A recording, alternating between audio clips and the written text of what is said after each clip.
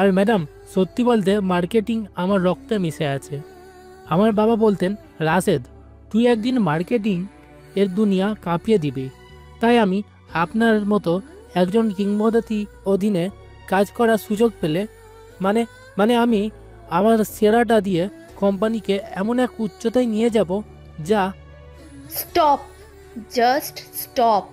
Mister Rashed, আপনার বাবা আপনাকে কি বলতেন বা আপনার রক্তে মার্কেটিং আছে নাকি মশা মাছির রক্ত আছে সেটা শোনার জন্য আমি এখানে বসিনি। আর আমাকে কিংবদন্তি বলার আগে নিজের সিভিটা একবার দেখুন।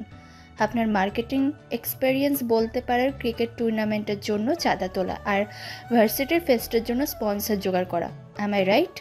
10,000 মানুষ, ঢাকার রাস্তায় জ্যাম লাগলে এর চেয়ে বেশি মানুষ এক জায়গায় আটকে থাকে মিস্টার রাশেদ। ওটাকে অ্যাচিভমেন্ট বলে না, ওটাকে বলে ট্রাফিক জ্যাম। আর প্রশংসার কথা বলছেন? নিজের ঢোল নিজে পেটাতে সবাই পারে। আপনার ঢোলের আওয়াজটা একটু বেশি কর্কশ লাগছে কানে। চুপচাপ বসুন, আমি আপনার সাথে পরে কথা বলছি। গুলশানের এক বহুজাতিক কোম্পানির সুসজ্জিত অফিস। মার্কেটিং হেড জারা আহমেদের কাচের দেওয়াল ঘেরা কেবিনের ভেতরে পিনপতন নীরবতা। তার সামনে ইন্টারভিউ দেওয়ার জন্য বসে আছে দুই প্রার্থী, রাশেদ এবং আজকের গল্পের নায়ক আয়ান চৌধুরী। যারা এবার আয়ানের দিকে তীক্ষ্ণ দৃষ্টিতে তাকিয়ে তার সিভিটা হাতে নিয়ে বলে, সো আপনি মিস্টার আয়ান চৌধুরী। আপনার সিভির ডিজাইনটা তো বেশ মিনিমালিস্টিক, সাদা কালো, কোনো ছবি নেই। আজকালকার ছেলেমেয়েরা তো সিভিতে প্রায় বিয়ে ছবির পোজ দিয়ে ছবি লাগায়। আপনার এই আত্মগোপনের পেছনের কারণটা কি? নিজের চেহারা নিয়ে হীনম্মন্যতায় ভোগেন? ম্যাম, আমি চেয়েছিলাম আমার সিভিটা আমার কাজের মতোই কথা বলুক, চেহারার মতন নয়। আর হিরোমন্যতার কথা যদি বলেন, তাহলে বলবো যে মানুষ নিজের পরিচয় কাজের মাধ্যমে তৈরি করতে চায় তার হীনমন্যতা ভোগার সুযোগ কম, কারণ কাজটা থেকে যায়। কিন্তু চেহারা তো সবসময় সময়ের সাথে বদলে যায়, তাই না? বাহ, বেশ ভারী ভারী কথা বলেন তো। ফিলোসফি নিয়ে পড়াশোনা করেছেন নাকি? আপনার সিভিতে তো লেখা মার্কেটিং। কথার মারপ্যাচ দিয়ে ক্লায়েন্টকে ভোলানোর অভ্যাসটা ভালোই রপ্ত করেছেন দেখছি। কিন্তু আমি আপনার ক্লায়েন্ট নই মিস্টার আয়ান, আমি জারা আহমেদ। আমার সামনে এসব কাব্যিক কথা না বলে সরাসরি পয়েন্টে আসুন। বলুন, আমাদের কোম্পানি আপনাকে কেন চাকরি দেবে? এমন কি গুণ আছে আপনার মধ্যে যা অন্য 1000টা প্রার্থীর মধ্যে নেই? অন্য 1000টা প্রার্থীর মধ্যে কি নেই সেটা তো আমি জানি না ম্যাম, কারণ আমি তাদের সাথে কথা বলিনি। কিন্তু আমার মধ্যে যা আছে তা হলো ধৈর্য। আমি জানি কখন কথা বলতে হয় আর কখন চুপ করে শুনতে হয়। যেমন ধরুন, এই মুহূর্তে আমি আপনার কথা শুনছি এবং বোঝার চেষ্টা করছি যে আপনি আসলে আমার যোগ্যতায় গভীরে যেতে চাইছেন। আমার সিভিতে থাকা লেখা শব্দগুলোর আড়ালে থাকা মানুষটাকে খুঁজছেন। এই পর্যবেক্ষণের ক্ষমতা আর ধৈর্য আমার মনে হয় মার্কেটিংয়ের জন্য সবচেয়ে জরুরি। ও রিয়েলি? আপনি আমাকে পর্যবেক্ষণ করছেন? বেশ, বলুন তো, আমাকে পর্যবেক্ষণ করে আপনার কি মনে হলো? আমি কেমন মানুষ? রাশেদ সুযোগ পেয়ে আবার কথা বলার চেষ্টা করে। ম্যাম, আমি বলবো, আপনাকে দেখে আমার মনে হচ্ছে আপনি একজন পারফেক্ট লিডার। আপনার চোখে মুখে সত্যটা, সাহস আর বুদ্ধির ছাপ। আমি তো ফিদা। আপনি তো মার্কেটিংয়ের কুইন ভিক্টোরিয়া। আপনাকে আমি কিছু জিজ্ঞেস করেছি মিস্টার চামচা, আই মিন মিস্টার রাশেদ? একটা সোজা প্রশ্নের উত্তর যিনি দিতে পারেন না, তার অন্যের চরিত্র বিশ্লেষণ করারও দরকার নেই। আপনি চুপচাপ বসে থাকুন। বলুন মিস্টার ফিলোসফার, আপনার পর্যবেক্ষণ কি বলে? আমার পর্যবেক্ষণ বলে আপনি একজন মানুষ যিনি পারফেকশনকে ভালোবাসেন। আপনি চান আপনার চারিপাশে সব কিছু যেন নিখুঁত হয় আপনার নিয়ম মেনে। এই যে আপনার টেবিলের উপর প্রত্যেকটা ফাইল, কলম, এমনকি পেপারটাও জ্যামিতিক মাপেই রাখা আছে, এটা তারই প্রমাণ। আপনি বাইরে থেকে নিজেকে যতটা কঠোর এবং কঠিন হিসেবে উপস্থাপনা করেন, ভেতরটা ততই গোছানো এবং সম্ভবত ততটাই এক। কারণ যারা সব কিছু নিখুঁতভাবে করতে চায় তাদের প্রার্থী সঙ্গী খুব কম হয়। তারা একা একা দৌড়ে একাই যেতে চায়। আপনার জেতার অভ্যাস আছে, কিন্তু সেই জয়টা আনন্দ উৎসব করার মতন মানুষের হয়তো অভাব আছে। ঘরের ভেতরটা নীরবতা, এসির শব্দটাও যেন হঠাৎ কানে লাগছে। যারা আয়ানের দিকে অপলক দৃষ্টিতে তাকিয়ে আছে, তার মুখের কঠোর ভাবটা এক মুহূর্তের জন্য যেন কেঁপে উঠল। যারা নিজেকে সামলে নিয়ে আগের চেয়েও ঠান্ডা গলায় বলে, আপনার পর্যবেক্ষণ ক্ষমতা প্রশংসার যোগ্য, কিন্তু সীমা অতিক্রম করছে। আমি এখানে সাইকোলজিস্ট নিয়োগ দিচ্ছি না, মার্কেটিং এক্সিকিউটিভ খুঁজছি। আপনার ব্যক্তিগত আক্রমণাত্মক মন্তব্য আপনার অযোগ্যতারই পরিচয় দেয়। আমি দুঃখিত যদি আমার কথা আপনি কিছু মনে করেন থাকেন, কিন্তু আপনি প্রশ্নটা করেছেন আর আমি মিথ্যা বলতে শিখিনি। মার্কেটিংয়ের প্রথম নিয়মই হলো সত্যকে সুন্দরভাবে উপস্থাপনা করা, লুকিয়ে রাখা নয়। আমি শুধু সত্যটাই বলেছি। ওকে ফাইন, একটা সিচুয়েশন দিচ্ছি। ধরুন আমাদের নতুন একটা বিউটি সোপ লঞ্চ হবে। টার্গেট অডিয়েন্স মধ্যবিত্ত নারীরা। আমাদের হাতে বাজেট খুব কম, কিন্তু 1 মাসের মধ্যে সারা দেশে আমাদের এই প্রোডাক্টের নাম ছড়িয়ে দিতে হবে। আপনি কি করবেন? মিস্টার রাশেদ, আপনি আগে বলুন। ম্যাম, এটা তো কোনো ব্যাপার না। আমি প্রথমে দেশের সবচেয়ে বড় ফিল্মে ইনফ্লুয়েন্সারদের হায়ার করব। তারপর টিভিতে একদম ইমোশনাল একটা বিজ্ঞাপন বানাবো, যেখানে একজন মা তার মেয়ের জন্য সাবানটা কিনছে। তারপর ফেসবুক ইউটিউবে বুস্ট করব, পুরো ভাইরাল করে দেব। ম্যাম, টাকার চিন্তা করবেন না, আমি সবচেয়ে কমে কাজটা করে দেখাবো, প্রয়োজনে নিজের পকেট থেকে। আপনার পকেটে যা আছে তা দিয়ে হয়তো এই অফিসের 1 মাসের চায়ের খরচও উঠবে না। আর আমি প্রথমেই বলেছিলাম বাজেট খুব কম। আপনি যাদের নাম বললেন তাদের একজনকে হায়ার করার টাকাও আমাদের নেই। আপনার পরিকল্পনাটা বস্তাপচা এবং আউটডেটেড, ঠিক আপনার সেভের মতোই। এবার আপনি বলুন, ম্যামকে ইমপ্রেস করার জন্য আপনার ঝুলিতে কি আছে মিস্টার চৌধুরী? আমার পরিকল্পনাটা একটু অন্যরকম ম্যাম। আমি কোনো ইনফ্লুয়েন্সার বা মডেল হায়ার করব না। আমি খুঁজব বাংলাদেশের প্রত্যেকটা জেলার সবচেয়ে পুরনো এবং বিশ্বস্ত দর্জিদের, বিশেষ করে যারা মেয়েদের কাপড় সেলাই করেন। দর্জি? Are you serious? সাবানের মার্কেটিংয়ের সাথে দর্জির কি সম্পর্ক? সম্পর্কটা খুব গভীর ম্যাম। বাংলাদেশে মধ্যবিত্ত পরিবারে একজন বিশ্বস্ত দর্জি, বিশেষ করে মহিলা দর্জি, শুধু কাপড় সেলাই করেন না, তিনি ওই পরিবারের একজন সদস্যর মতনই হয়ে ওঠেন। তার কাছে এলাকার সব ভাবিরা আসেন, গল্প করেন, পরামর্শ নেন। তাদের মুখের কথা যে কোনো ইনফ্লুয়েন্সারের চেয়ে অনেক বেশি শক্তিশালী। আমি সেই দর্জিদের কাছে আমার সাবানের স্যাম্পল পাঠাবো, সাথে একটা সুন্দর চিঠি আর তাদের যেন কিছু উপহার। চিঠিতে লেখা থাকবে, আপনি সারাদিন সুতো আর কাপড়ের সাথে কাজ করে নিজের হাতে যে শিল্পী তৈরি করেন, আমরা চাই আপনার সেই সুন্দর হাত দুটি সুন্দর থাকুক। আমরা তাদের কোনো টাকা দেব না, শুধু সম্মান দেব। যখন একজন দর্জি তার কাস্টমারকে বলবে, হাবি এই সাবানটা ব্যবহার করে দেখুন, কোম্পানি থেকে আমাকে উপহার পাঠিয়েছে, জিনিসটা আসলেই ভালো, তখন সেই কথায় কোটি টাকার বিজ্ঞাপনের চেয়েও বেশি কাজ করবে। এটা মার্কেটিং নয়, এটা হলো বিশ্বস্ত তৈরি করা, ওয়ার্ল্ড অফ মাউথ, সবচেয়ে কম খরচে সবচেয়ে কার্যকর উপায়। আয়ান কথা শেষ করার পর যারা আবার চুপ করে যায়। তার মুখে এবার বিরক্তি নয়, বরং বিস্ময়ের ছাপ।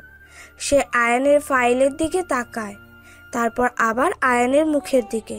সে এমন একটা আইডিয়া আশা করেনি। আইডিয়াটা ইন্টারেস্টিং, কিন্তু ঝুঁকিপূর্ণ। যদি কাজ না করে? তাহলে আমরা বিনা খরচে হাজার হাজার স্যাম্পল মানুষের ঘরে পৌঁছে দিতে পারবো। আর যদি কাজ করে, তাহলে আমরা শুধু সাবান বিক্রি করব না, আমরা মানুষের বিশ্বাস অর্জন করব। মার্কেটিংয়ের চেয়েও বড় লাভ আর কিছু হয় না ম্যাম। হঠাৎ দরজায় টোকা পড়ল। অফিসের পিয়ন বলে, ম্যাডাম আসবো? কি হয়েছে করিম ভাই? দেখছেন না ইন্টারভিউ চলছে? ম্যাডাম, আপনার গ্রিন টি ঠান্ডা হইয়া যাইতেছে। আর হেড অফিস থেকে রহমান স্যার ফোন দিছে, বলছিল ইন্টারভিউ শেষ হইলা উনার একটা ফোন দিতে। আচ্ছা ঠিক আছে, আপনি যান, আর চায়ের কাপটা নিয়ে যান। ওটা আর খাবো না, মেজাজটাই নষ্ট হয়ে গেল। করিম ভাই চলে যাওয়ার পর যারা দীর্ঘশ্বাস ফেলে, তারপর দুজনের দিকে তাকিয়ে একটা চূড়ান্ত সিদ্ধান্ত নেয়। দেখুন, আপনাদের দুজনের কেউই আমার এক্সপেকটেশন মিট করতে পারেননি। মিস্টার রাশেদ, আপনার মধ্যে তেল দেওয়ার প্রবণতা বেশি, কিন্তু বুদ্ধি কম।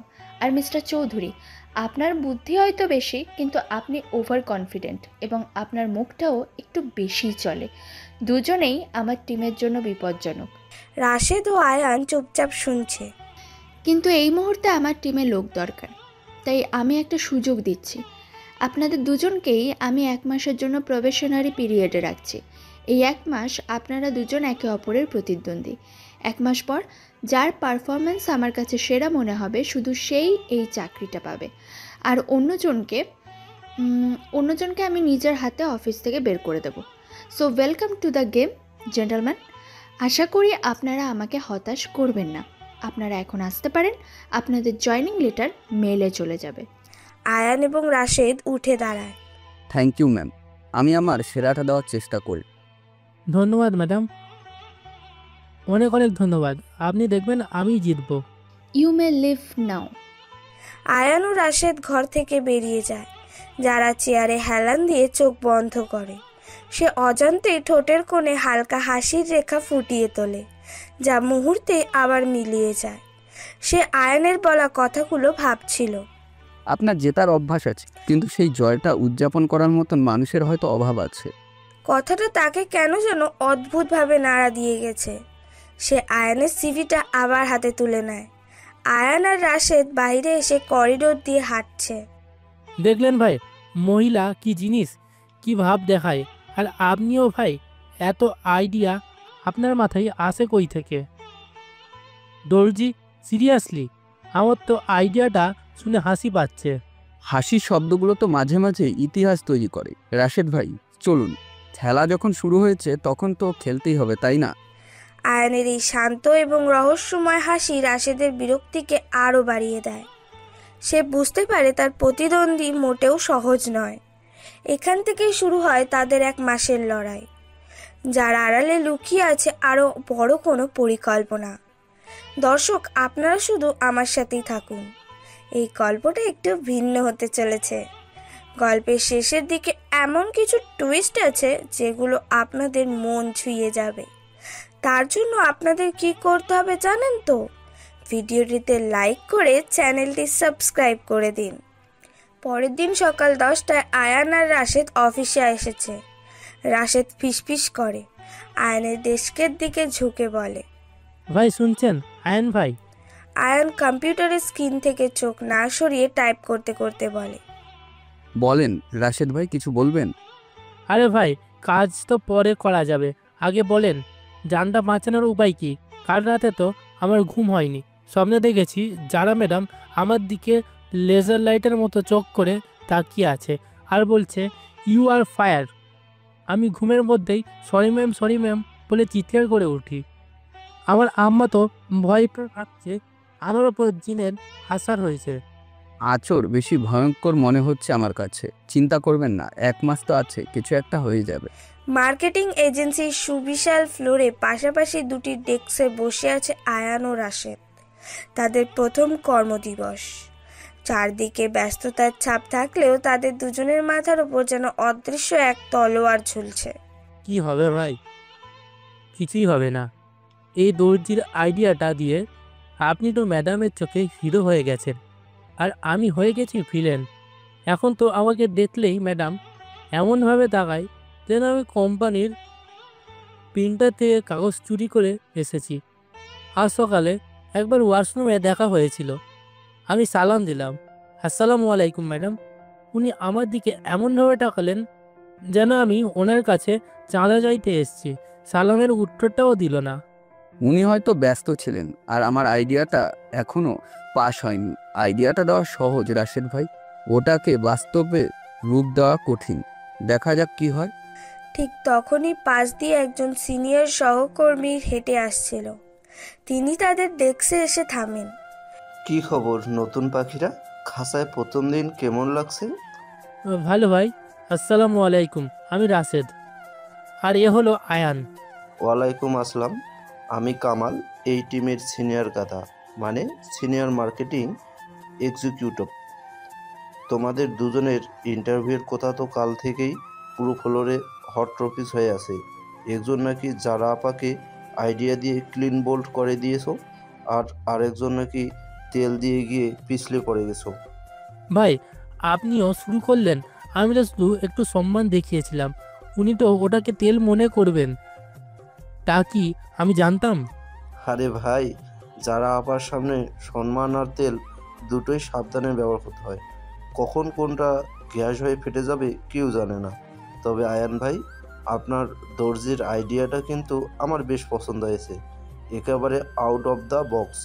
যারা আপা সহজে কারো আইডিয়া পছন্দ করেন না, আপনার মধ্যে মাল আছে মনে হচ্ছে। ধন্যবাদ কামাল ভাই, আপনাদের সবার সাপোর্ট পেলে হয়তো ভালো কিছু করতে পারবো। কামাল ভাই, এখন আমরা কি করব? ম্যাডাম তো আমাদের কোনো কাজই দিচ্ছে না, শুধু বলছে পুরনো ফাইলপত্র যেটা কোম্পানি মার্কেটিং স্ট্র্যাটেজি বুঝতে। এটা কোনো কাজ হলো? আমরা কি লাইব্রেরিয়ান হিসাবে জয়েন করতেছি? এটাই তো আসল কাজ ভাই, এটাকে বলে সাইলেন্ট ট্রিটমেন্ট। যারা আপা দেখতে চান তোমরা নিজে থেকে কতটা শিখতে পারো। তিনি চামচে করে তুলে খাওয়ানোর মানুষ নন, তিনি দেখবেন তোমরা এই এক ঘরে কাজের মধ্যে থেকেও নতুন কি খুঁজে বের করো। আমার কথা শোনো, চুপচাপ ফাইলগুলো দেখতে থাকো। আর হ্যাঁ, ভুলেও তার কেবিনের দিকে তাকাবে না, উনি সিসিটিভির চেয়েও শক্তিশালী। ঘাড়ের উপর দিয়েও দেখতে পান কে কি করছে। ঠিক তখনই ফ্লোরের অন্য প্রান্তে জারা আহমেদের কেবিনের দরজা খোলার শব্দ হয়। পুরো ফ্লোরের গুঞ্জন মুহূর্তেই থেমে যায়। সবাই কাজে মনোযোগ দেওয়ার ভান করে। যারা রাশেদের ডেস্কের পাশ দিয়ে হেঁটে যেতে না থেমেই বলে, মিস্টার রাশেদ, আপনার ফেসবুক প্রোফাইলটা বেশ interesting. Works at Prince of my own kingdom. এটা কি আপনার রাজ্যের নাম, নাকি আপনার বেকারত্বের সময় স্ট্যাটাস? যারা কথাটা বলেই হেঁটে চলে যায়। রাশেদ হতভম্ব হয়ে আয়ানের দিকে তাকায়। পুরো ফ্লোরে চাপা হাসির রোল ওঠে। সর্বনাশ, ইনি তো আমার ফেসবুকও চেক করে ফেলেছেন। ভাই, আমার কি হবে? আমার তো মনে হচ্ছে 1 মাসও টিকতে পারবো না। এর চেয়ে তো রাতের বেলা ফুড ডেলিভারি করাও ভালো, অন্তত বসের এত ঝাড়ি খেতে হয় না। ফুড ডেলিভারি ওটা কিন্তু সহজ কাজ নয় রাশেদ ভাই, কাস্টমারের ঝাড়ি এখনও শুনতে হয়। এত দেরি হলো কেন? খাবার ঠান্ডা হয়ে গেছে। আপনার লোকেশন তো দেখাচ্ছে সেই কোনো অ্যামাজনের জঙ্গলে। অনেক কথা। আরে আয়ান ভাইয়া, দেখি সব খবরেই রাখেন। যাই হোক, তোমরা কাজ করো, আমার একটা মিটিং আছে। আর হ্যাঁ, লাঞ্চের পর একবার ক্যান্টিনে এসো, তোমাদেরকে এই অফিসের সার্ভাইভাল গাইডস দিয়ে দেবো ফ্রি অফ কস্ট। কামাল ভাই চলে যায়। রাশেদ তখনও বিধ্বস্ত অবস্থায় বসে আছে। আয়ান শান্তভাবে নিজের কাজ করতে থাকে, কিন্তু তার মাথায় ঘুরছে অন্য কিছু। সেদিন রাতে, দিনের বেলার কর্পোরেট কর্মচারী আয়ান চৌধুরী এখন রাতের ঢাকার একজন ফুড ডেলিভারি বয়। একটি সাধারণ টি শার্ট আর জিন্স পরে কাঁধে ডেলিভারি ব্যাগ ঝুলিয়ে সে বনানীর এক টং দোকানের বেঞ্চে বসে আছে। দোকানদার বলেন, আয়ন ভাই, আরেক কাপ চা দিমুনি? আজকে তো রাতে ঠান্ডা একটু বেশি পড়ছে। আয়ান চায়ের কাপে চুমুক দিয়ে বলে, না কাদের চাচা, আপাতত এটাই চলবে। এখনও তো অনেক অর্ডার আসেনি। আজকে বাজারটা মনে হচ্ছে মন্দা যাবে। আরে না না, বাজেটের পর সব কিছুর দাম বাড়ছে। মানুষ এখন বাইরে খাওয়া দাওয়া একটু কমাই দিচ্ছে, কিন্তু রাত বাড়লে দেখবেন কি দেও পারবে, অর্ডার আইব। আপনি তো হলেন আমাদের এই এলাকার লাকি ডেলিভারি ম্যান, আপনি বললে অর্ডার না পারে। ঠিক তখনই আয়ানের ফোনে একটি অ্যাপের বিশেষ নোটিফিকেশনের টোন বেজে ওঠে। আয়ান ফোনটা হাতে নিয়ে স্ক্রিনের দিকে তাকিয়ে বলে, এই যে চাচা, আপনার কথাই সত্যি হলো, অর্ডার এসে গেছে। কইলাম না, যান আল্লাহর নাম নিয়া রওনা দেন। রেস্টুরেন্টের নাম দমফুক, কাচ্চির অর্ডার, আর ডেলিভারির লোকেশন গুলশান 2। আয়ান ফোনের স্ক্রিনে কাস্টমারের নাম ও ঠিকানা দেখে এক মুহূর্তের জন্য স্থির হয়ে যায়। তার মুখে ফুটে ওঠে এক রহস্যময় এবং গভীর হাসি। কি হইল ভাই, গুলশান তো এখান থেকে বেশি দূর না, 20 মিনিটে পৌঁছা যাইবেন। এমনভাবে চাইয়া রইলেন যে লটারি পাইছেন। লটারির চেয়েও ইন্টারেস্টিং কিছু কাদের চাচা, আজকে রাতটা মনে হচ্ছে বেশ জমজমাট হবে। আচ্ছা চাচা, আমি তাহলে আসি, চায়ের টাকাটা কাল সকালে দিয়ে যাব। আরে মিয়া যান তো, আপনার কাছে আমি টাকা পাবো নাই, সাবধানে যান ভাই। আয়ান তার বাইকের কাছে এগিয়ে যায়।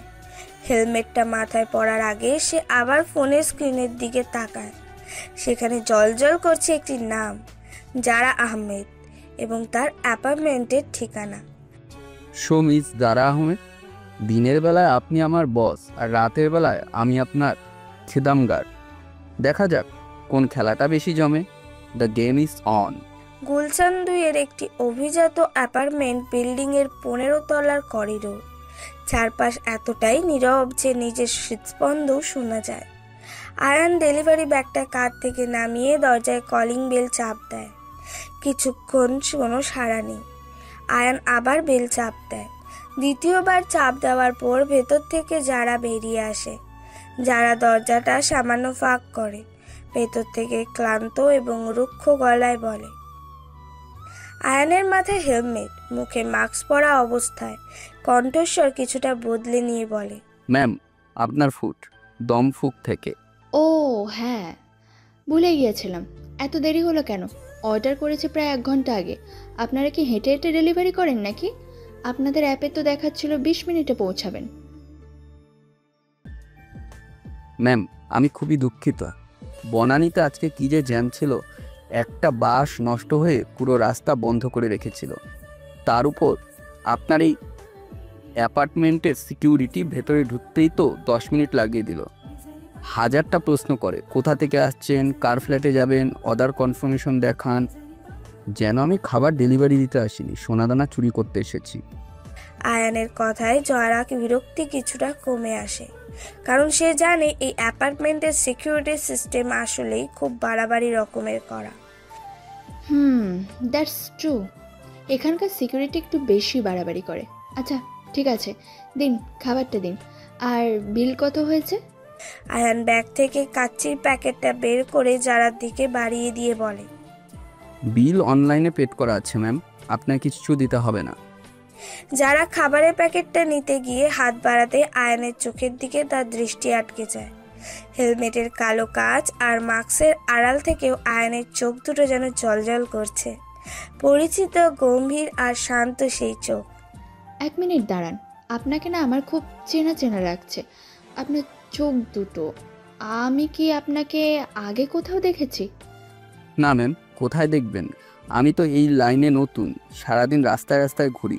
হয়তো আমার মতন দেখতে অন্য কাউকে দেখেছেন। আজকাল তো একজনের মতন দেখতে 7 জনকে পাওয়া যায়। না, কি জানি, আপনার কথা বলার ভঙ্গিটাও কেমন পরিচিত লাগছে। আপনি কি, না, কী সব ভাবছি। আচ্ছা ঠিক আছে, আপনি এখন যান। Thank you. Welcome ma'am. খাবারটা গরম থাকতে থাকতে খেয়ে নেবেন, আর পারলে ভালো রেটিংটা দিয়ে দেবেন। আমাদের মতন ডেলিভারি বয়দের জন্য এই রেটিংটাই অনেক কিছু। আয়ান ডেলিভারি বয়ের মতো করেই কথাগুলো বলে। তারপর আর এক মুহূর্ত না দাঁড়িয়ে ঘুরে লিফটের দিকে হাঁটা শুরু করে। যারা দরজায় দাঁড়িয়ে আয়ানের যাওয়ার পথের দিকে তাকিয়ে থাকে, মনে মনে ভাবে, অদ্ভুত, চোখ দুটো এত চেনা লাগলো কেন? মনে হচ্ছে যেন সারাদিনে এই চোখ জোড়ার সাথেই কথা বলেছি। ধুর, বেশি কাজের চাপে হয়তো আমার মাথাটাই গেছে। এখন কাচ্চিটা খাই, খিদে পেট চোচো করছে। যারা দরজা বন্ধ করে দেয়। লিফটের দরজা খোলে, লিফটের ভেতরে ঢুকে হেলমেটটা খুলে ফেলে। তার মুখে এক বিজয়ীর হাসি। সে লিফটের আয়নায় নিজেকে দেখে চোখ মারে। কিছুক্ষণ পর রাতে ঢাকার অন্য এক চিত্র। গুলশানের সেই ব্যস্ত রাস্তা থেকে অনেক দূরে একটি সুইচ বিল্ডিংয়ের শেষ মাথায় থাকা এক চোখ ধাঁধানো পেন্ট হাউস। আয়ান এখন আর ডেলিভারি বয়ের পোশাকে নেই। তার পরনে আরামদায়ক স্লিপিং স্যুট। হাতে দামি স্কচের গ্লাস নিয়ে সে বিশাল কাচের জানলার সামনে দাঁড়িয়ে নিচের শহরের দিকে তাকিয়ে আছে। যারার খাবার পৌঁছে দিয়ে সে সোজা তীর আসলো পৃথিবীতে চলে আসে। এই পেন্ট হাউস সাধারণ কোনো পেন্ট হাউস নয়। এটা হলো এশিয়ার নাম্বার 1 বিজনেস এম্পায়ারের মালিক আয়ান চৌধুরীর পেন্ট হাউস। এখানে শুধু কয়েকজন কাজের লোক ছাড়া আর কেউ নেই। আয়ান একাই থাকে, কারণ এই পৃথিবীতে আয়ানের দাদি ছাড়া আর কেউ নেই। সে এতদিন লন্ডনে পড়াশোনা করেছে। বাবা মা আর তার ছোট বোন কোনো এক কারণে মারা যায়। সেই কারণটা গল্পের শেষের দিকে উন্মোচন হবে। ওনারা মারা যাওয়ার পর সে বাংলাদেশে এসে তার বাবার এই বিশাল সাম্রাজ্যের দায়িত্ব নিয়েছে। আর সে এখন কেন যারার অফিসে কাজ করছে, ডেলিভারি বয় বা কেন সাজলো, তার উত্তর ধীরে ধীরে পাবেন। এখন চলুন মূল আলোচনায় আসি। আয়ানের ট্যাবলেটে একটি ভিডিও কল আসে। সে এগিয়ে গিয়ে টেবিল থেকে ট্যাবলেটটা তুলে নেয়। স্ক্রিনে ভেসে ওঠে এক বৃদ্ধার মুখ, যিনি আয়ানের দাদি। গ্রামের পুরনো চৌধুরী ম্যানশনে থাকেন। স্ক্রিনের দিকে তাকিয়ে মুখে স্নেহমাখা হাসি ফুটিয়ে বলে, আসসালামু আলাইকুম দাদি, এত রাতে জেগে আছো? তোমার না ঘুমানোর সময় হয়ে গেছে? ওয়ালাইকুম আসসালাম। আমার ঘুমের চিন্তা তোকে করতে হবে না দাদু ভাই। আগে বল, আমার খবরটা কি? দিনের বেলা অফিসের বস আর রাতের বেলা দরজার সামনে খিদমতগার, নাটকটা কেমন চলছে তোর? আয়ান কফির কাপে এক চুমুক দিয়ে সোফায় আরাম করে বসে বলে, নাটক একদম জমে উঠেছে দাদি। তোমার পছন্দ আছে বলতে হবে। মেয়েটা যেমন বুদ্ধিমতী তেমনই জেদি, আর রেগে গেলে নাকটা ফুলে ঠিক টমাটোর মতন লাল হয়ে যায়। আজ রাতে তো আমাকে প্রায় ধরেই ফেলেছিল। আমার চোখ দেখে নাকি তার চেনা চেনা লাগছে। চেনা তো লাগবেই, জহুরি তো জহর চিনবেই। আমি প্রথম দেখাতেই চিনেছিলাম, আর তুই তো তার সাথে সারাদিন কাটাস। কিন্তু তুই তো শুধু বাইরের রূপটা দেখছিস, ওর ভেতরটা দেখেছিস?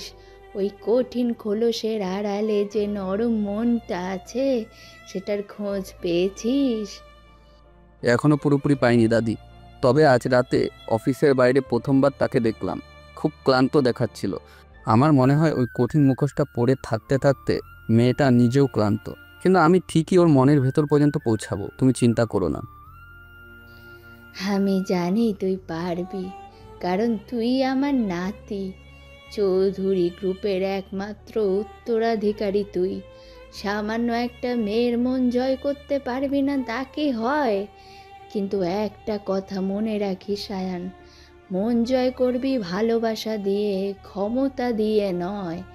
আমি চাই যারা মেয়েটা যেন আয়ান চৌধুরী নামে সাধারণ ছেলেটাকে ভালোবাসে, চৌধুরী গ্রুপের মালিককে নয়। আমি তো সেই চেষ্টাই করছি দাদি, কিন্তু আমার মাথায় একটা প্রশ্ন ঘুরছে। তুমি কেন এই মেয়েটার জন্য এতটা নিশ্চিন্ত? তুমি তো তাকে মাত্র একবার দেখেছো, তাও এক দুর্ঘটনার সময়। এমন কি দেখেছো তুমি ওর মধ্যে যে তাকেই তোমার নাত বউ বানানোর জন্য এতটা মরিয়া হয়ে উঠেছো? আয়ানের এই প্রশ্নে দাদির মুখে হাসিটা মিলিয়ে গিয়ে সেখানে এক রহস্যময় গভীরতা নেমে আসে। তিনি কিছু একটা বলতে গিয়েও থেমে যান। হ্যাঁ, কিছু প্রশ্নের উত্তর সময়ের হাতে ছেড়ে দিতে হয় দাদু ভাই। সব কথা যদি আমি বলে দিই তাহলে তোর এই খেলার মজাটাই তো নষ্ট হয়ে যাবে। তুই শুধু এইটুকু জেনে রাখ, ওই মেয়েটা শুধু হীরা নয়, ও একটা আশীর্বাদ আমাদের চৌধুরী পরিবারের জন্য, এই ব্যবসার জন্য, আর সবচেয়ে বেশি করে তোর জন্য। ওকে হারালে আমরা সবাই হেরে যাব। তুমি আমাকে ধাঁধার মধ্যে ফেলে দিচ্ছ দাদি, আমি তো কিছুই বুঝতে পারছি না। বোঝার দরকার নেই, লন্ডনে থেকে বড় হয়েছিস, এসব বুঝতে হলে তোকে আরও সময় নিতে হবে। তুই শুধু আমার উপর বিশ্বাস রাখ আর নিজের মনের কথা শোন। তোর মন তোকে ঠিক পথ দেখাবে। এখন যা, অনেক রাত হয়েছে, ঘুমিয়ে পড়। কাল আবার অফিসে গিয়ে বসের ঝাড়ি খেতে হবে তো। আচ্ছা দাদি, ঠিক আছে। তুমি নিজের খেয়াল রেখো, আর সময় মতন ওষুধ খেয়ে নিও। শুভরাত্রি। শুভরাত্রি দাদু ভাই, আল্লাহ হাফেজ। আয়ান ট্যাবলেটটা পাশে রেখে উঠে আবার জানালার সামনে গিয়ে দাঁড়ায়। তার চোখে এখন হাজারো প্রশ্ন। দাদির এই রহস্যময় কথাগুলো তার মনে নতুন করে কৌতূহল জাগিয়ে তুলেছে। সে বাইরের শহরের দিকে তাকিয়ে ভাবে, কে ইজারা আহমেদ? তার সাথে চৌধুরী পরিবারের কি এমন সংযোগ আছে যা আমি নিজেও জানি না? এই সব প্রশ্নের উত্তর খোঁজার জন্যই যেন তার এই নাটকটা চালিয়ে যাওয়ার জেদ আরও বেড়ে যায়। দুদিন পর একটি কর্পোরেট কনফারেন্স রুমের গম্ভীর পরিবেশ, প্রজেক্টরের মৃদু গুঞ্জন, এসির শব্দ এবং কয়েকজন মানুষের চাপা আলোচনা। দেওয়াল ঘড়ির কাঁটার টিকটিক শব্দটা যেন অস্বাভাবিক জোরে কানে বাজছে। দেওয়াল ঘড়ির কাঁটার টিকটিক শব্দটা যেন অস্বাভাবিকভাবে জোরে শোনা যাচ্ছে। অফিসে মিটিংয়ের সময় এক ক্লায়েন্ট মিস্টার করিম ফাইল থেকে চোখ তুলে গম্ভীর গলায় বলে, ম্যাম জারা, আপনার প্রেজেন্টেশন আমরা শুনলাম, আইডিয়াটা বেশ চমৎকার, মানতেই হবে। শহরের দর্জি, এই কনসেপশনটা আসলে ইউনিক, কিন্তু আমার একটা প্রশ্ন ছিল। প্লিজ গো অ্যাহেড মিস্টার করিম, যে কোনো প্রশ্ন করতে পারেন। এই যে আপনারা টার্গেট অডিয়েন্সের একটা ডেটাবেস তৈরি করেছেন, এখানে আপনারা বলেছেন আপনাদের মূল ফোকাস থাকবে ঢাকা, চট্টগ্রাম এবং সিলেটের মধ্যবিত্ত এলাকার দর্জিরা, কিন্তু আমাদের নিজস্ব রিসার্চ বলছে বিউটি প্রোডাক্টের মার্কেটে এখন সবচেয়ে বড় গ্রোথ আসছে মফস্বল শহরগুলো থেকে, যেমন কুমিল্লা, বগুড়া, যশোর, অথচ আপনাদের ডেটায় এই শহরগুলোর কোনো উল্লেখই নেই। এটা তো একটা বেসিক ভুল। এমন একটা ভুল আপনাদের তো স্বনামধন্য এজেন্সির কাছ থেকে আমরা আশা করিনি। মিস্টার করিমের কথা শেষ হতেই রুমে একটা অস্বস্তিকর নীরবতা নেমে আসে। যারা হতবাক হয়ে স্ক্রিনের দিকে তাকিয়ে থাকে, তার কপালে চিন্তার ভাঁজ স্পষ্ট। Let me check. রাশেদ, এই প্রেজেন্টেশনের ডেটা রিসার্চ এবং স্লাইডগুলো তো তোমার বানানোর কথা ছিল, এখানে মফস্বল শহরগুলোর ডেটা নেই কেন? রাশেদ বসা থেকে প্রায় লাফিয়ে ওঠে, মুখে চরম উদ্বেগ আর ভয় ফুটিয়ে তুলে বলে, ম্যাডাম, আমি তো সব ডেটা আয়ান ভাইয়ের কাছ থেকে নিয়েছিলাম। উনি পুরো রিসার্চের দায়িত্ব ছিলেন। আমাকে উনি যে ফাইলটা মেল করেছিল, আমি তো শুধু সেটাই এখানে প্রেজেন্ট করছি। আমি তো কিছুই জানি না ম্যাডাম, আমার কোনো দোষ নেই। রাশেদের কথা শুনে কনফারেন্স রুমের সবাই, বিশেষ করে যারা, অবাক হয়ে আয়ানের দিকে তাকায়। আয়ান শান্তভাবে বসে আছে, তার মুখে কোনো প্রতিক্রিয়ার ছাপ নেই। আরেক ক্লায়েন্ট ভ্রু কুঁচকে বলেন, তার মানে আপনাদের টিমের মধ্যেই কোনো সমন্বয় নেই, একজন আরেকজনের উপর দায় চাপাচ্ছেন। This is very unprofessional. Mister Ayan Chowdhury, আপনার কিছু বলার আছে? এই মারাত্মক ভুলের দায় কি আপনি নেবেন? সবাই তাকিয়ে আছে আয়ানের দিকে। রাশেদের মুখে এক ধরনের ধূর্ত হাসি ফুটে উঠেই মিলিয়ে যায়। সে জানে এই ভুলের পর আয়ানের চাকরি থাকা অসম্ভব। ইয়েস ম্যাম, আমার বলার আছে।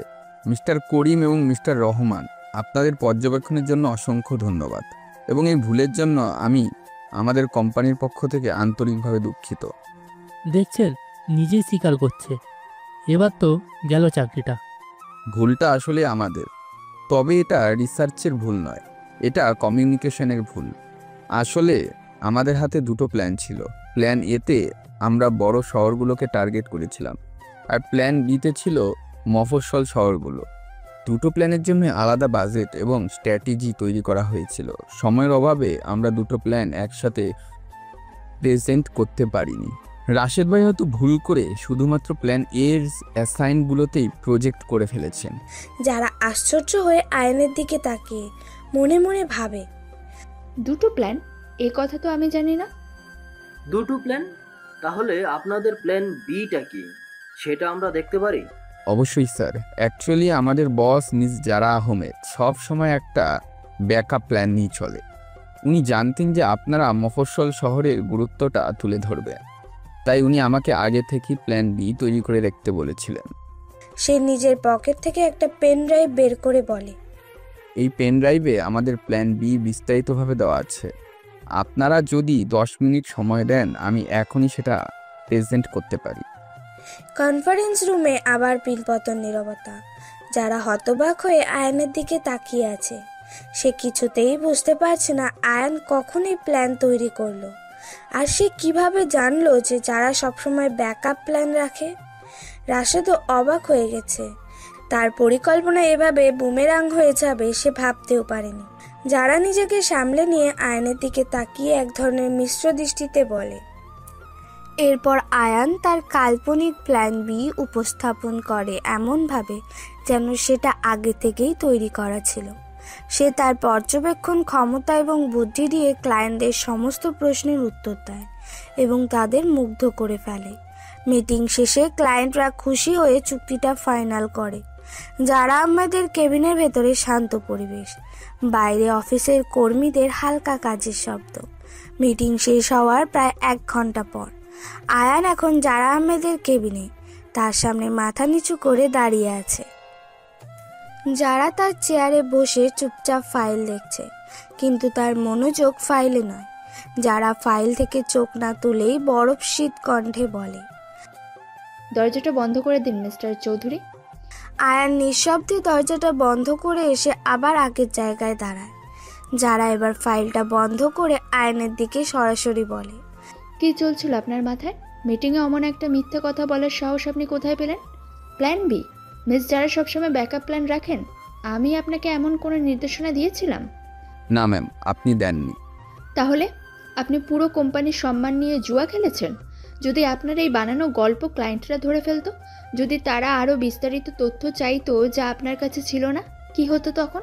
আপনি কি জানেন এই একটা ভুলের জন্য আমাদের এই $1 বিলিয়ন চুক্তিটা হাতছাড়া হয়ে যেতে পারতো? কিন্তু হয়নি তো ম্যাম, বরং চুক্তিটা আমরাই পেয়েছি।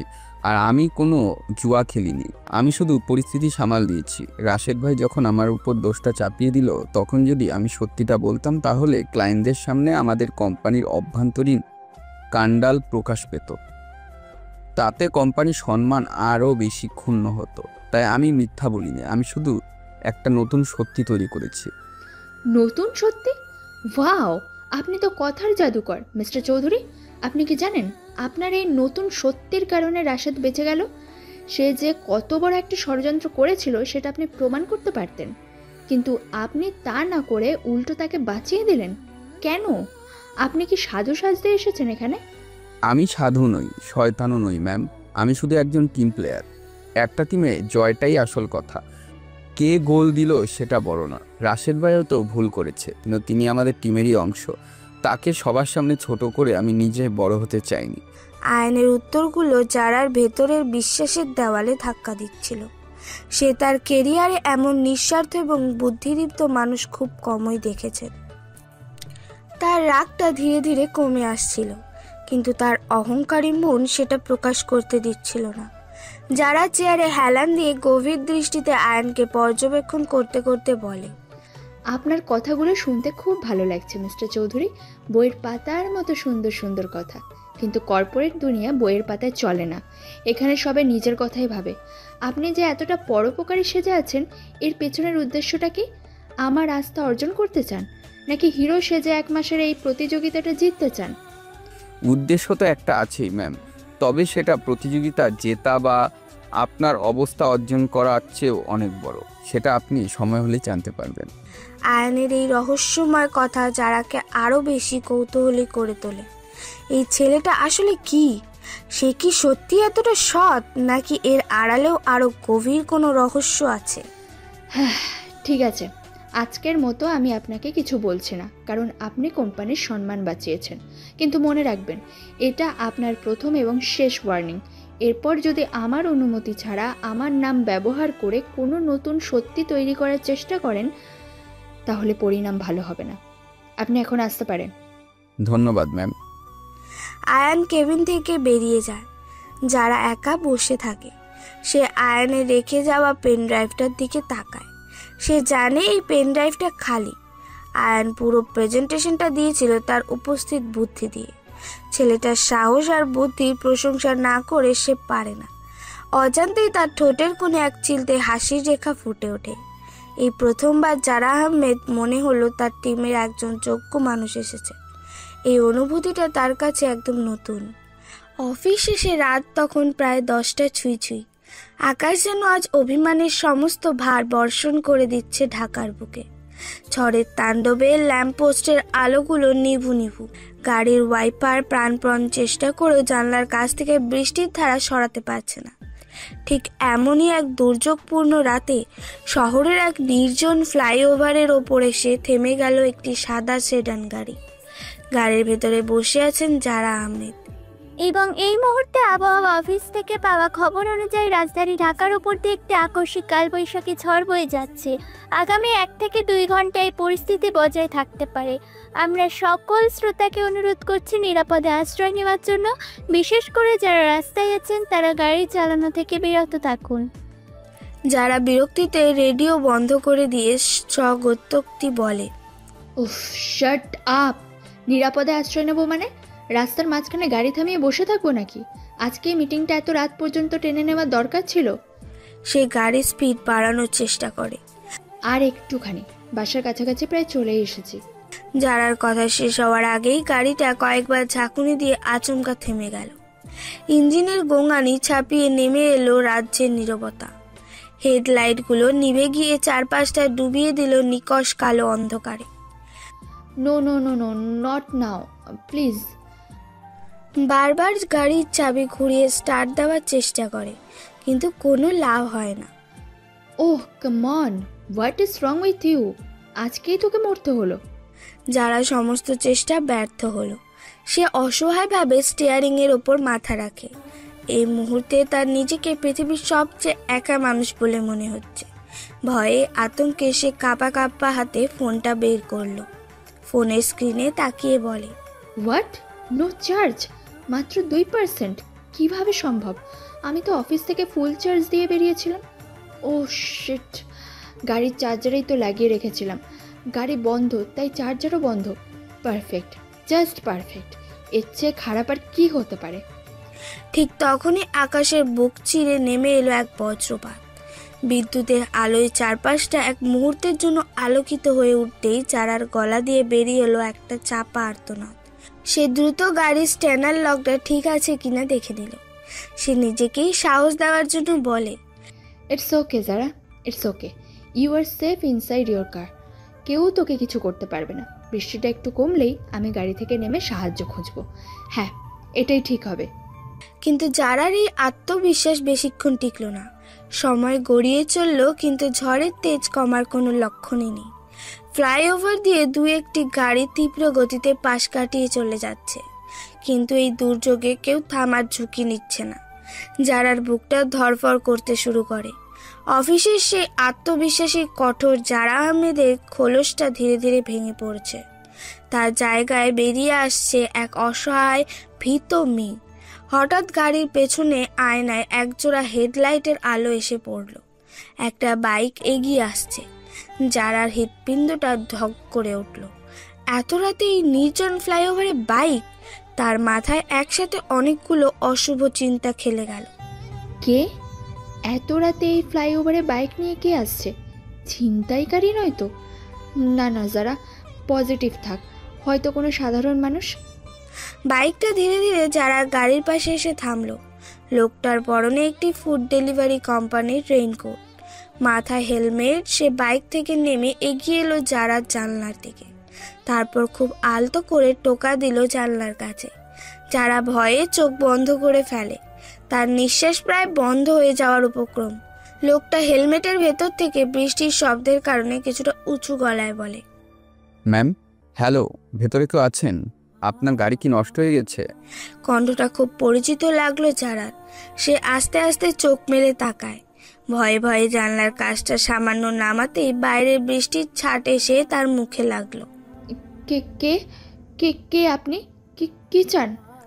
লোকটা তার হেলমেটের কাজটা উপরে তুলল। বাইরের বিদ্যুতের ক্ষণস্থায়ী ঝলকানিতে মুখটা স্পষ্ট হয়ে উঠতেই যারা বিস্ময়ে বাকরুদ্ধ হয়ে গেল। ম্যাম, আমি আয়ান, ভয় পাবেন না। আয়ান? আপনি? আপনি এই ঝড় বৃষ্টির মধ্যে এখানে কি করছেন?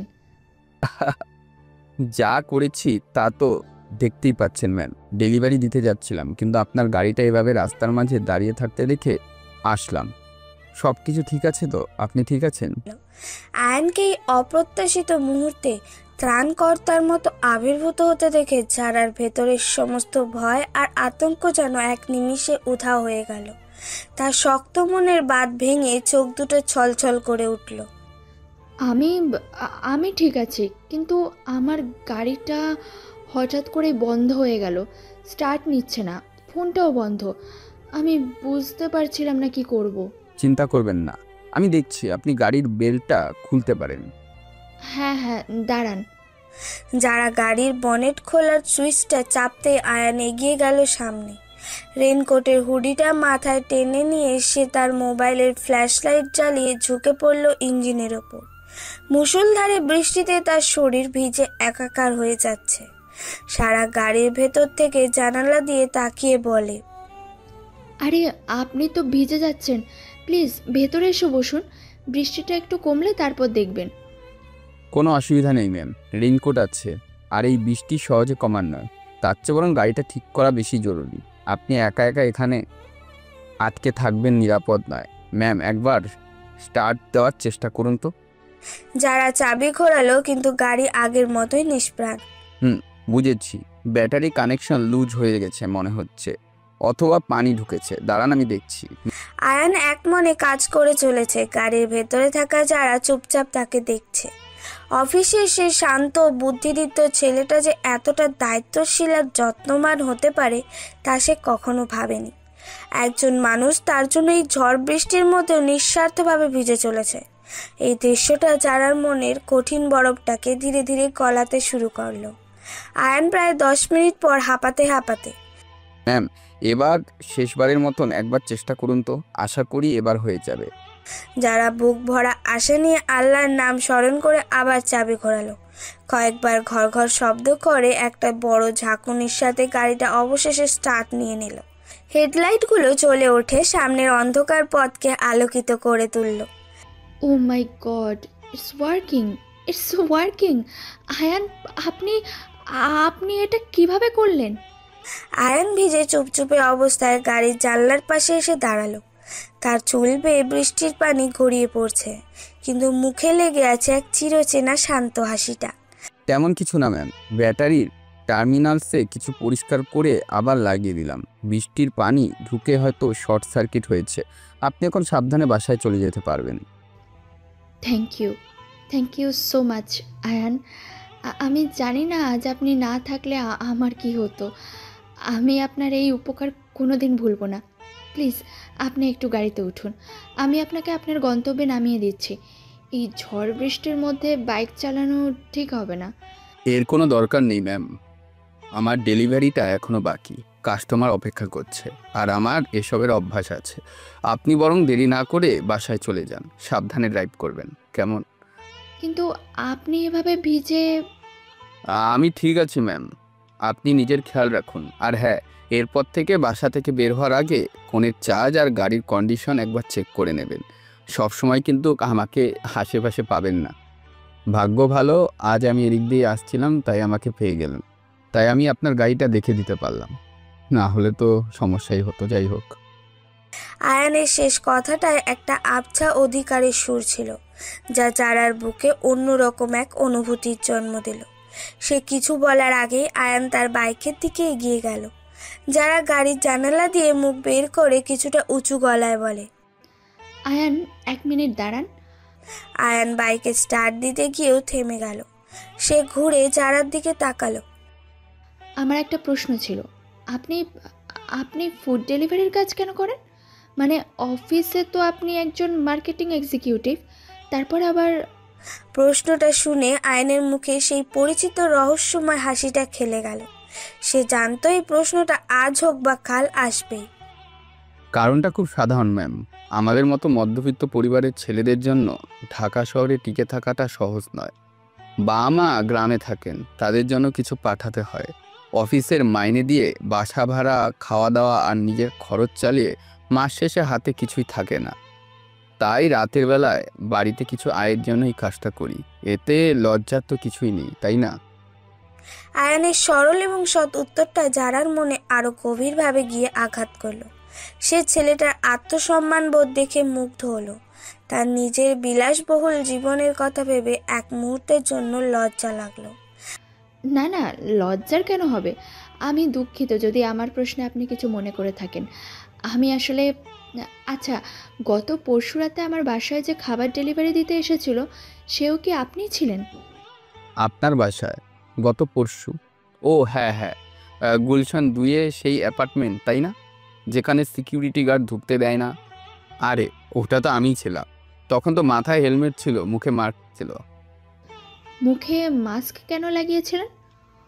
কারণ যখন আপনার অর্ডার পাই তখন ভাবলাম যে আপনি এভাবে আমাকে দেখলে কি না কি ভাববেন, তাই নিজেকেই লুকিয়ে রাখছিলাম। ও। আয়ান এমনভাবে কথাটা বললো যেন এটা একটা সাধারণ কাকতালীয় ঘটনা, কিন্তু তার চোখের তারায় যে দুষ্টুমির ঝিলিক তা যারার চোখ এড়ালো না। যারার মনে হলো ছেলেটা কিছু একটা লুকাচ্ছে, কিন্তু সে এই মুহূর্তে আর কিছু জিজ্ঞেস করাটা ঠিক মনে করলো না। হতে পারে। আচ্ছা, আপনি এখন যান, আপনার ডেলিভারিতে দেরি হয়ে যাচ্ছে। আর আজকে সাহায্যের জন্য আবারও ধন্যবাদ। Welcome ma'am. আর হ্যাঁ, আমার দর্জির আইডিয়াটা কিন্তু এখনও আপনার অ্যাপ্রুভালের অপেক্ষায় আছে, ওটা নিয়ে একটু ভাববেন। আল্লাহ হাফেজ। আয়ান আর উত্তরের অপেক্ষা না করে তার বাইক নিয়ে বৃষ্টির ধারার সাথে মিশে গেল। যারা তার যাওয়ার পথের দিকে অপলক তাকিয়ে রইল, যতক্ষণ না বাইকের লাল আলোটা অন্ধকারে মিলিয়ে যায়। সে আবার নিজের সিটে সোজা হয়ে বসলো। গাড়ির ইঞ্জিন আর বৃষ্টির শব্দের মাঝেও তার কানে তখনও শুধু আয়ানের কণ্ঠস্বরটাই বাজছিল। ছেলেটার সম্পর্কে তার কৌতূহল যেন আজ শতগুণ বেড়ে গেল। সে একই সাথে অফিসের একজন বুদ্ধিদীপ্ত প্রতিদ্বন্দ্বী, আবার রাতের বেলা একজন পরিশ্রমী ডেলিভারি বয় এবং বিপদের মুহূর্তে একজন নির্ভরযোগ্য ত্রাণকর্তা। আয়ান চৌধুরীর নামের এই মানুষটা যেন এক চলমান রহস্য, আর এই রহস্যের জালে সে যে ধীরে ধীরে জড়িয়ে পড়ছে তা যারা নিজেও বুঝতে পারছিল না। তার মুখে এখন আর কোনো ভয় বা বিরক্তি নেই, আছে শুধু একরাশ মুগ্ধতা আর প্রশান্তির ছায়া। আগের রাতে ঝড় বৃষ্টির পর আজ সকালটা বেশ রোদ ঝলমলে, কিন্তু জারা আহমেদের অফিসের কেবিনে যেন এখনো মেঘ জমে আছে। সে কাজে মনোযোগ দেওয়ার অনেক চেষ্টা করছে, কিন্তু বারবার তার চোখের সামনে ভেসে উঠছে গত রাতের দৃশ্য। বৃষ্টিতে ভেজা আয়নের সেই শান্ত আত্মবিশ্বাসী মুখ। হঠাৎ ইন্টারকম বাজার শব্দ হয়। যারা রিসিভ তুলে বলে, ইয়েস করিম ভাই। ম্যাডাম, আয়ান স্যার কি আপনার কেবিনে আসতে পারে? উনার কি যেন একটা ফাইল দেখানোর ছিল। তাকে আসতে বলুন। কয়েক মুহূর্ত পরেই দরজায় মৃদু টোকা দিয়ে আয়ান ভেতরে প্রবেশ করে। তার পরনে অফিসের ফলমার শার্ট, চুলগুলো পরিপাটি করে আঁচড়ানো। গত রাতে সে ডেলিভারি বয়ের সাথে আয়ানের কোনো মিল নেই। আসসালামু আলাইকুম ম্যাম, আসতে পারি? ওয়ালাইকুম আসসালাম, আসুন। কি ফাইল দেখানোর ছিল? ম্যাম, এই যে এই ফাইলটা, এটা আমাদের দর্জি কোম্পানির এই ফাইলের বাজেট আর টাইমলাইন। আপনি একবার চেক করে অ্যাপ্রুভ দিলে আমি কাজ শুরু করতে পারতাম। যারা ফাইলটা হাতে নিয়ে না খুলেই পাশে রেখে দেয়। ওটা আমি পরে দেখছি, আপনি আগে বসুন। হ্যাঁ ঠিক আছে ম্যাম। আয়ান সামনের চেয়ারে বসতেই যারা কিছুক্ষণ চুপ করে তার দিকে তাকিয়ে থাকে। তার মনের ভেতরে একটা দ্বিধা কাজ করছে। কিভাবে কথাটা শুরু করবে সে বুঝতে পারছে না। আপনার শরীর ঠিক আছে? কাল রাতে তো বৃষ্টিতে অনেক ভিজেছিলেন, ঠান্ডা লাগেনি তো? আমি ঠিক আছি ম্যাম, সামান্য বৃষ্টিতে আমার কিচ্ছু হয় না। ছোটবেলা থেকেই বৃষ্টিতে ভেজার অভ্যাস আছে। আপনি বরং নিজে কথা বলুন। রাতে ঠিক মতন বাসায় পৌঁছতে পারছিলেন তো? গাড়ির আর কোনো সমস্যা করেনি তো? না, আর কোনো সমস্যা হয়নি। দেখুন, আমি আসলে আপনাকে ধন্যবাদ জানানোর জন্য ডেকেছি। কাল রাতে আপনি যা করেছেন আমি জানি না কিভাবে আপনাকে ধন্যবাদ জানাবো। আপনি না থাকলে হয়তো আমাকে সারা রাত ওই ফ্লাইওভারেই বসে থাকতে হতো। ম্যাম, একটা বিপদে পড়া মানুষকে সাহায্য করা তো যে কোনো মানুষেরই দায়িত্ব। এর জন্য ধন্যবাদ দেওয়ার কিছুই নেই। আপনি আমার জায়গায় থাকলে হয়তো এই কাজটাই করতেন। হয়তো করতাম, অথবা হয়তো করতাম না। আমি আজকাল মানুষকে এতটা বিশ্বাস করতে পারি না আয়ান। যাই হোক, আমি শুধু কথায় ধন্যবাদ জানিয়ে দায়িত্ব শেষ করতে চাই না। আপনি কি আজ বিকেলে আমার সাথে এক কাপ কফি খেতে পারবেন অফিসের বাইরে, just to say thank you properly? অবশ্যই ম্যাম, এটা তো আমার জন্য সৌভাগ্যের ব্যাপার হবে। তাহলে ঠিক আছে, বিকেল 5টায় অফিসের নিচের নর্থ অ্যান্ড কফি শপে। ঠিক আছে, আপনি এখন আসুন, আমি ফাইলটা দেখে আপনাকে জানাচ্ছি। Okay ma'am. আয়ান কেবিন থেকে বেরিয়ে যেতেই যারা চেয়ারে হেলান দিয়ে চোখ বন্ধ করে। সে নিজেই অবাক, কেন আমি আয়ানকে কফির জন্য ডাকলাম? কিন্তু তার মন বলছিল এই ছেলেটাকে আমার আরও একটু জানা দরকার। কিন্তু কেন জানবো? আমি কেন জানতে চাইছি ওর ব্যাপারে? বিকেল 5টা, সেই নর্থ অ্যান্ড কফি শপের কাছের দেওয়ালের পাশে একটি টেবিলের মুখোমুখি বসে আছে আয়ান আর যারা। কফি শপের হালকা কোলাহল, কফি বানানোর মেশিনের শব্দ আর মৃদু জ্যাজ মিউজিক মিলে একটা সুন্দর পরিবেশ তৈরি হয়েছে। যারা কফি কাপে চুমুক দিয়ে বলে, সো মিস্টার আয়ান চৌধুরী, অফিসের বাইরে আপনাকে তো বেশ অন্যরকম লাগছে। কোনো ভয় ডর নেই, বেশ রিল্যাক্সড। ভয় তো পাওয়ারই কথা ম্যাম, বসের সাথে কফি খাচ্ছি, যদি ভুল করে কফিটা আপনার সাথে পড়ে যায় তাহলে তো কাল থেকে হয়তো অফিসেই ঢুকতে পারবো না। প্লিজ আয়ান, অফিসের বাইরে অন্তত আমাকে ম্যাম বলবেন না। আমার নাম জারা, আর আমি এতটা ভয়ঙ্কর নই যতটা আপনি ভাবছেন। আপনি ভয়ঙ্কর নন সারা, আপনি একজন প্রফেশনালিস্ট।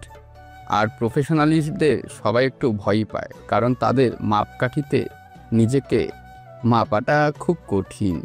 যারা একটা দীর্ঘশ্বাস ফেলে কফির কাপের দিকে তাকিয়ে বলে, পারফেকশনিস্ট, হ্যাঁ হয়তো আমি তাই, কিন্তু এই পারফেকশনের পেছনেও একটা গল্প আছে। জানেন, আমি সবসময় এমন ছিলাম না। যারা হঠাৎ করে চুপ হয়ে যায়, তার চোখ দুটো যেন অতীতের কোনো গভীর দুঃখে হারিয়ে গেছে। আয়ন কোনো কথা না বলে চুপচাপ তার দিকে তাকিয়ে থাকে, তাকে তার নিজের মতো করে গুছিয়ে নেওয়ার সময় দেয়। যারা অনেকক্ষণ পর নিচু গলায় বলে, আমার বাবা একজন সরকারি কর্মকর্তা ছিলেন, সৎ আদর্শবান একজন মানুষ। তার সততার কারণে আমাদের জীবনটা খুব সাধারণ ছিল, কিন্তু আমি আর আমার ছোট বোন তাতে খুব খুশি ছিলাম। আমার স্বপ্ন ছিল আমি ফ্যাশন ডিজাইনার হব, অনেক বড়। তারপর আমার যখন 18 বছর বয়স, তখন আমার বাবা হঠাৎ স্ট্রোক করে মারা যান। আমাদের মাথায় যেন আকাশ ভেঙে পড়েছিল। বাবার কোনো জমানো টাকা ছিল না। আত্মীয় স্বজন যারা আগে আমাদের বাসায় নিয়মিত আসতো, তারা সবাই মুখ ফিরিয়ে নিল। আমরা লিটারালমেন্ট পথে বসে গিয়েছিলাম। যারার গলাটা ধরে আসছে, সে নিজেকে সামলানোর চেষ্টা করছে। আয়ান তার কষ্টটা অনুভব করতে পারছে, কিন্তু সে কোনো সান্ত্বনার বাক্য বলছে না। সে জানে এই মুহূর্তে যারার একজন মনোযোগী শ্রোতা দরকার। তখন আমি বুঝতে পারলাম, এই পৃথিবীতে আবেগ বা আদর্শের কোনো দাম নেই। দাম আছে শুধু টাকার আর ক্ষমতার। যে মানুষগুলো আমার বাবাকে তার সততার জন্য প্রশংসা করত, তারাই বাবার মৃত্যুর পর বলতো, লোকটা সারা জীবন সৎ থেকে কি করলো, ছেলে মেয়েদের জন্য তো কিছুই রেখে যেতে পারলো না। সেদিন আমি সিদ্ধান্ত নিয়েছিলাম, আমি আর কোনোদিন কারো উপর নির্ভর করব না।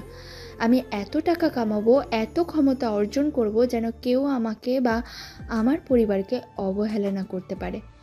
আপনার ফ্যাশন ডিজাইন হওয়ার স্বপ্নটা? স্বপ্ন তো মধ্যবিত্তদের জন্য বিলাসিতা আয়ান। আমি আমার আর্টসের খাতাগুলো পুড়িয়ে ফেলেছিলাম, তারপর কমার্সে ভর্তি হয়েছিলাম। দিন রাত পড়াশোনা করে, টিউশনি করে নিজের আর বোনের পড়ার খরচ চালিয়েছি। আমি জানি একটা মেয়ের একা একা এই শহরে টিকে থাকার লড়াইটা কতটা কঠিন। সবাই সুযোগের অপেক্ষায় থাকে, সবাই তোমাকে তোমার দুর্বলতার জন্য বিচার করে। তাই আমি আমার চারপাশে একটা দেওয়াল তুলে নিয়েছি, একটা কঠোর অহংকারী মেয়ের দেওয়াল, যেন কেউ আমার ভেতরটা দেখতে না পায়, আমার দুর্বলতার সুযোগ নিতে না পারে। কথাগুলো বলতে বলতে যারা চোখ দিয়ে পানি গড়িয়ে পড়ে। সে তাড়াতাড়ি টিস্যু দিয়ে চোখটা মুছে নেয়। এই প্রথমবার আয়ান দেখলো বরফের রানীর চোখের জল। দেওয়ালটা তো আপনাকে বাইরের আঘাত থেকে বাঁচিয়েছে যারা, কিন্তু সেই দেওয়ালের ভেতরে আপনি নিজেই তো বন্দী হয়ে গেছেন, তাই না? আয়ানের এই একটা বাক্য যেন যারা হৃদয়ের সবচেয়ে নরম জায়গায় গিয়ে আঘাত করে। সে আয়ানের দিকে তাকায়। আয়ানের চোখে কোনো করুণা নেই, আছে গভীর বোঝাপড়া আর সহানুভূতি। আমি জানি না, আমি সত্যি জানি না আয়ান। আমি শুধু দৌড়াচ্ছি। কিসের পেছনে দৌড়াচ্ছি, কেন দৌড়াচ্ছি তাও হয়তো ভুলে গেছি। আমি শুধু জানি আমাকে জিততে হবে, হারলে চলবে না। আয়ান টেবিলের ওপর রাখা যারার হাতের ওপর আলতো করে নিজের হাতটা রেখে বলে, মাঝে মাঝে দৌড় থামিয়ে একটু বিশ্রাম নিতে হয় যারা, মাঝে মাঝে হেরে যাওয়ার মধ্যে আনন্দ খুঁজে নিতে হয়। আপনি একা নন, আপনি যে লড়াইটা একা লড়েছেন সেটাতে যদি একজন বন্ধুকে সঙ্গী হিসেবে চান, তাহলে আমি আপনার পাশে থাকতে চাই। আয়নের স্পর্শে যারা কেঁপে ওঠে। প্রথম কোনো পুরুষের স্পর্শে সে অস্বস্তি নয়, বরং এক ধরনের নির্ভরতা অনুভব করে। সে আয়নের হাতটা সরিয়ে দেয় না, সে চোখের পানি মুছে হালকা হেসে, আপনি তো দেখছি শুধু ভালো মার্কেটিং আইডিয়াই দেন না, ভালো মোটিভেশনাল স্পিচও দেন। আপনার কি সাইডে সাইকোলজিস্ট হিসেবে প্র্যাকটিস করার কোনো প্ল্যান আছে? আপাতত মার্কেটিং আর ফুড ডেলিভারি করেই খুল পাচ্ছি না, তবে আপনার মতন একজন স্পেশাল ক্লায়েন্টের জন্য আমি সবসময় ফ্রি সাজেশন দিতে রাজি আছি। আয়নের রসিকতায় পরিবেশটা আবার হালকা হয়ে যায়। যারা অনেকদিন পর মন খুলে হাসে। তার হাসিটা এতটাই সুন্দর যে আয়ন মুগ্ধ হয়ে তাকিয়ে থাকে। তাদের মধ্যেকার সমস্ত জড়তা দূরত্ব যেন এই হাসিতেই মুছে যায়। তারা এরপর আরও অনেকক্ষণ ধরে কথা বলে, একেবারে সাধারণ অপ্রাসঙ্গিক সব বিষয় নিয়ে। কিন্তু এই সাধারণ কথার মাধ্যমেই তাদের মধ্যে একটা অসাধারণ সংযোগ তৈরি হয়ে যায়। যারা ঘড়ির দিকে তাকিয়ে বলে, ও মাই গড, প্রায় 7টা বাজে। কখন যে এত সময় চলে গেল টেরই পেলাম না। আমাকে এখন উঠতে হবে। অবশ্যই, চলুন আমি আপনাকে এগিয়ে দিচ্ছি। কফি শপ থেকে বেরিয়ে তারা হাঁটতে শুরু করে। অফিসের বস আর কর্মচারীর সম্পর্কটা কখন যে বন্ধুত্বের রূপ নিয়েছে তা তারা নিজেরাও হয়তো জানে না। এই সুন্দর সন্ধ্যা তাদের দুজনের মনেই একটা গভীর ছাপ ফেলে যায়। সেই কফি শপের বিকালটার পর কেটে গেছে প্রায় 3 সপ্তাহ। সময়টা খুব বেশি না হলেও আয়ান আর যারা সম্পর্কের রসায়নটা বদলে গেছে পুরোপুরি। অফিসের ভেতরে তারা এখনো বস এবং কর্মচারী, কিন্তু সেই কঠোরতার দেওয়ালটা এখন আর নেই। বরং তার জায়গায় তৈরি হয়েছে খুনসুটি, একে অপরের দিকে আর চোখে তাকানো আর কাজের ফাঁকে টুকরো টুকরো হাসির বিনিময়। একদিন আয়ান আর যারার কেবিনে বসে একটা কোম্পানির ডিজাইন দেখছে। ডিজাইনটা তো ভালোই হয়েছে, কিন্তু এই যে মডেলের ছবিটা দিয়েছেন এর হাসিটা কেমন যেন প্লাস্টিকের মতো লাগছে। মনে হচ্ছে জোর করে হাসছে। আচ্ছা, আপনার হাসি তো বেশ সুন্দর, আপনি একবার হেসে দেখান তো। আমি ডিজাইনারকে বোঝাতে পারবো কেমন হাসি চাই। আমি? ম্যাম, আমি তো মডেল নই। আর তাছাড়া অফিসের মধ্যে আমি কিভাবে, মানে? কেন, অফিসের মধ্যে হাসতে মানে নাকি হাসার জন্য আপনাকে আলাদা করে বিল দিতে হবে? কাম অন আয়ান, একটা হাসি তো, নাকি আপনার হাসির কপিরাইট কিনে রেখেছে অন্য কেউ? ঠিক আছে, হার মানলাম। একটা সুন্দর প্রাণখোলা হাসি দিয়ে বলে। এবার ঠিক আছে বস। যারা আয়নের হাসির দিকে এক দৃষ্টিতে তাকিয়ে থাকে, অজান্তেই নিজেও হেসে ফেলে। পারফেক্ট, এই হাসিটাই একটা সততা আছে। ডিজাইনারকে বলবো ঠিক এমন একটা হাসিই চাই আমাদের। আচ্ছা ঠিক আছে, আপনি এখন আসুন। শুধু অফিসেই নয়, তাদের সম্পর্কটা অফিসের বাইরেও ডালপালা মেলছে। কখনো কাজের অজুহাতে একসাথে লাঞ্চ করা, আবার কখনো আয়নের ফুড ডেলিভারির পথে আকস্মিকভাবে যারার সাথে দেখা হয়ে যাওয়া। আর যারা যখন খাবার অর্ডার করে তখন কিভাবে যেন আয়নই সেই অর্ডার ডেলিভারি করতে চায়, আর সেখানেও তারা বসে আড্ডা দেয়। এগুলো যেন তার দৈনন্দিন রুটিনের অংশ হয়ে গেছে। তারা একে অপরকে এখনো ভালোবাসার কথা মুখ ফুটে বলেনি, কিন্তু তাদের চোখ আর আচরণ সেই না বলা কথাগুলো স্পষ্ট। রাত প্রায় 12টা। আয়ান তার বিলাসবহুল পেন্ট হাউসের বেলকনিতে দাঁড়িয়ে আছে, হাতে কফির মাগ। রাতের ঢাকার দিকে তাকিয়ে সে ভাবছিল যারার কথা। আজ প্রায় 1 মাস হতে চলল তার এই দ্বৈত জীবনের নাটক। কিন্তু এই নাটকটা যে কখন তার জীবনের সবচেয়ে সুন্দর সত্যি হয়ে উঠেছে সে টেরই পায়নি। হঠাৎ ট্যাবলেটে ভিডিও কল আসার রিংটোন বাজলো। আয়ান মুচকি এসে ঘরে সে ট্যাবলেটটা তুলে নেয়। স্ক্রিনে ভেসে ওঠে তার দাদির মুখ। আসসালামু আলাইকুম দাদি, এখনো জেগে আছো যে? তোমার তো গোয়েন্দাদের চেয়েও সোর্স ভালো। আমি যে তোমার কথাই ভাবছিলাম, সেটা কি করে টের পেলে? ওয়ালাইকুম আসসালাম। মন দিয়ে মন চেনা যায় দাদু ভাই। তোর মন যখন আমার কথা ভাবে তখন আমার মনটাও তোর জন্য ছটফট করে। তা বল, কি খবর তোর রাজ্যের? আর তোর রানী সাহেবার মেজাজ মর্জি কেমন? রাজ্য তো ভালোই চলছে দাদি। আর রানী সাহেবা, তার বরফের দেওয়ালটা এখন পুরোটাই গলে গেছে। এখন আর আগের মতন কথায় কথায় ধমক দেয় না, বরং মাঝে মাঝে এমন সব খুনসুটি করে যা দেখে আমি নিচেই অবাক হয়ে যাই। তাই নাকি? যেমন? আজকেই যেমন একটা ডিজাইনের জন্য আমাকে হাসতে বলল, কারণ মডেলের হাসি নাকি তার পছন্দ হয়নি। আবার সেদিন রাতে ফুড ডেলিভারি দিতে গিয়েছিলাম এক জায়গায়, দেখি উনি সেখানে হাজির। বললেন, কি ব্যাপার মিস্টার চৌধুরী, আমার পিছু নিচ্ছেন নাকি? আমি বললাম, ম্যাম পৃথিবীটা তো গোল, ডেলিভারি দিতে এসে যদি সবার সাথে দেখা হয়ে যায় তাহলে আমার কি করার আছে? উনি এমনভাবে আমার দিকে তাকালেন যেন আমার সব চালাকি ধরে ফেলেছেন, কিন্তু কিছু বললেন না, শুধু হাসলেন। মাশাআল্লাহ, তার মানে আমার ওষুধে কাজ হচ্ছে। মেয়েটা তোর প্রতি দুর্বল হয়ে পড়েছে, তুই এখনো তাকে কিছু বলিসনি? হ্যাঁ, বলতে তো খুবই ইচ্ছে করে দাদি, কিন্তু ভয় হয়। আমি তো এখনো তার কাছে একজন সাধারণ মার্কেটিং এক্সিকিউটিভ, একজন ফুড ডেলিভারি বয়।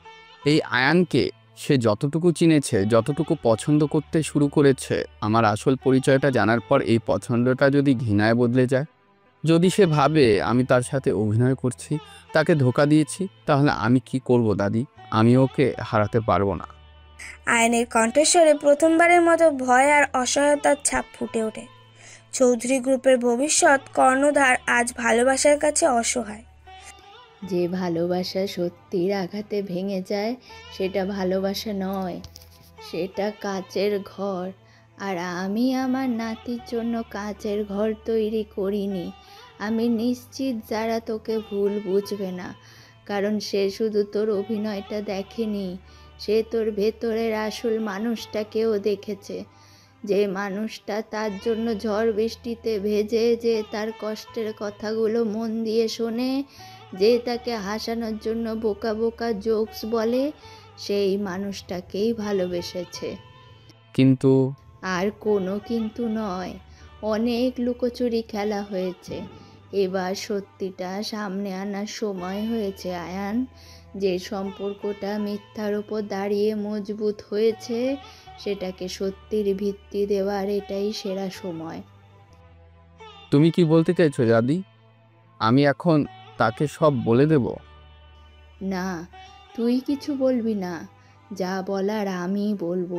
তুই শুধু একটা কাজ কর, কাল ওকে আমাদের বাড়িতে ডিনারের জন্য নিয়ে আয়, একটা ভালো কোনো কারণ দেখিয়ে।